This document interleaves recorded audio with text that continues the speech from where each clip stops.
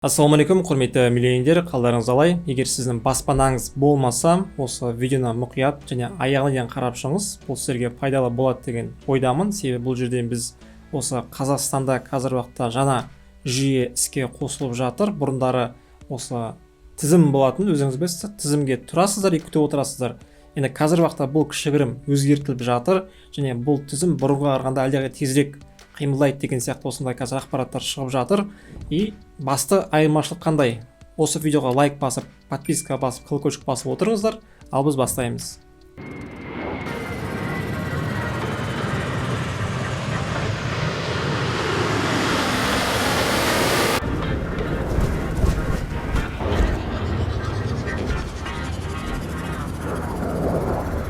Достар, қазір мен сіздерге осы баспана алу бойынша тізімге қалай тұрамыз және қосымша осы бойынша ақпараттар беретін болам. Ең бірінші біз өзіміздің телеграм каналымызға кіріп, сол жақтағы постты сіздерге оқып берейін. Достар, қазір мен сіздерге біздің телеграм каналымызға шыққан пост бойынша пайдалы ақпараттарды айтып өтейін.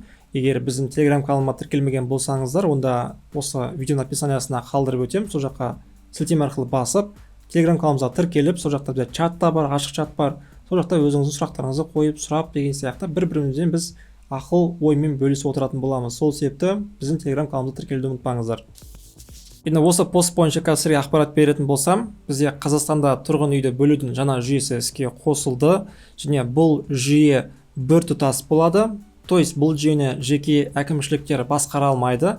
Бұл жүйені отбасы банктің өзі басқарып, және бұл жүйені біз онлайн форматта общий өзіміздің тізімді қарап отырамыз. Енді бұрында да тоже онлайн форматта кезекте деген сайттан қарайтынбыз, бірақ бұл жақта біз уже осы жүйені общий Қазақстан бойынша біртұтас жүйе болады және бұл жүйеге жеке әкімшіліктер өздерінің бір таныстарын, туысқандарын ақша бойынша коррупция арқылы жеке осы өздерінің жақындарын тізімге ілігіп, тізімге тығып жібере алмайды, былай айтқанда қарапайым тілмен. Сол себепті осының барлығы шектеу мақсатында, болдырма мақсатында, в общем, біртұтас жүйе қалыптастырып, осы жүйені отбасы банк басқаратын болады. Онымен қоса бұл өтінішті, то есть үй алу бойынша тізімге бұрынғы сияқты осал топтағы адамдар ғана емес, онымен қоса жасы 18-ден асқан кез келген осы баспанаға мұқтаж азаматтар осы тізімге өзінің заявкасын бере алады. Енді басты маңызды шарт бар, сіздің жеке басыңызда соңғы 5 жылда үйіңіз, баспанаңыз болмау керек. Енді осы тізімге іліккеннен кейін біз 2, 5, 7 және 9% жеңілдетілген ипотекалық бағдарламаларға қатыса аламыз. Одан кейін мемлекеттік жалдамалы тұрғын үй алу, бұл жақта бізде мерзімсіз немесе сатып алу құқығымен, то есть болашақта сіздер сол арендаға алып, сол арендаға тұру арқылы, төлеу арқылы болашақта сіздер, то есть бұл үй сіздерге уже ауысатын болады. Одан кейін бар бұл жақта бізде 1,5 миллион теңге сертификат беріледі. Бұл көбіне сертификатта бізде жазылып тұр. Бастапқы жарнаның бір бөлігін жабу мақсатында беріледі екен. Енді қосымша ақпарат бойынша бұл жақта өтініш берген қала, облыста тұрақты тіркеу болу керек. Бұл жақта Астана, Алматы, Шымкент қалаларында болсаңыз, сол жақта тұрақты 3 жылдық пропискаңыз болу керек. Егер басқа қала мен облыс болса, онда бұл жақта тіркеу, то есть прописка маңызды емес. Асыда мен постты сұрақ бойынша жазып өткен болатымын. Адамдар сұрақ қойып жатыр.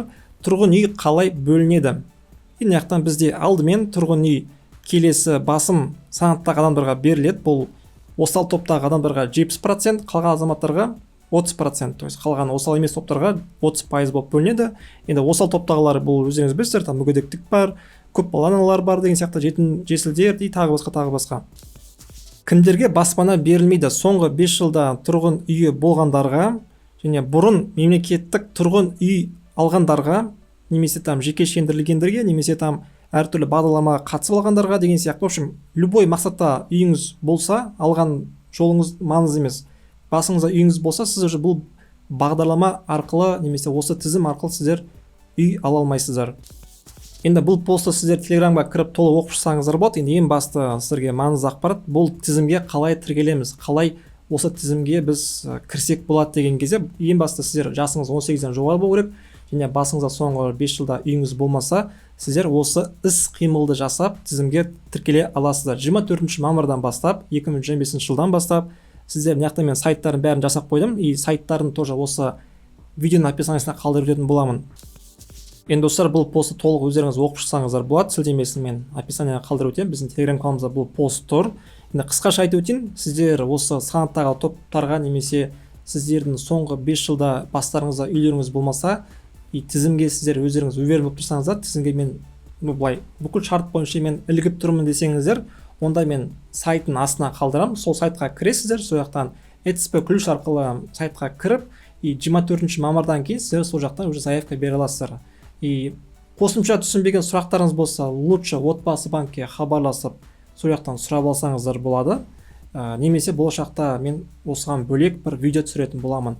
Енді қысқаша достар, осы бұл жақта ешқандай проблема қиын жоқ. Мен сілтемесін барын астына қалдырамын, осы телеграм каналының сілтемесін қалдырамын, и осы өркен.отбасы.kz сайтына қалдырамын. Көбінесе заявканы сол арқылы бересіздер. өркен.отбасы.kz сайтына кіресіздер де, и тізімге сол арқылы болашақта беретін боласыздар. Достар, қосымша сұрақтарыңыз болса, біздің телеграм чатқа жазсаңыздар болады. Сіздерден болған мен Зия Құлымбет. Егер біздің жабық клубымызға тіркелгіңіз келсе, табыс тапқыңыз келсе, осы крипто бағытында, фьючерс бағытында деген сияқты біздің жабық клубымызға тіркелсеңіздер болады. Енді қосымша түсінбеген сұрақтарыңыз болса, комментарийға жазыңыздар. Сіздерден болған мен Зия Құлымбет, барлығымызға политика.